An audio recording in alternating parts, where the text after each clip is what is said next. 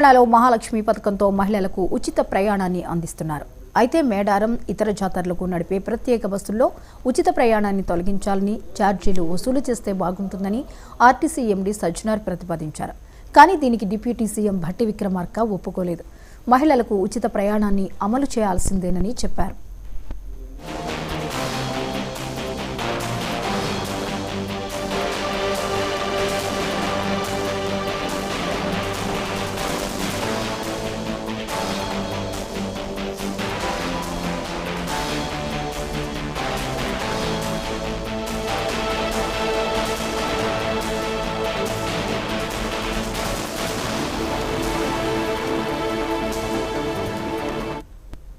మేడారం సహా ఇతర జాతరకు మహిళా ప్రయాణికులకు ఛార్జీలు వసూలు చేయొద్దన్నారు.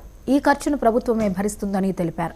రాష్ట్ర బడ్జెట్కు సంబంధించిన డిప్యూటీ సీఎంతో రవాణా శాఖ మంత్రి పొన్నం ప్రభాకర్, ఆర్టీసీ ఎండీ సజ్జనార్ ఉన్నతాధికారుల సమావేశంలో జాతరకు మహిళల ఉచిత ప్రయాణంపై చర్చించారు.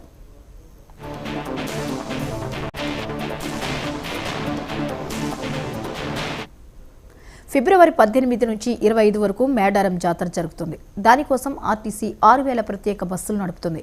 హైదరాబాద్ నుంచే 2000 సిటీ బస్సులను నడిపేందుకు అధికారులు సిద్ధమయ్యారు. మేడారంకు సిటీ బస్సులను పంపే ప్లాన్ కూడా చేసినట్లు తెలుస్తోంది.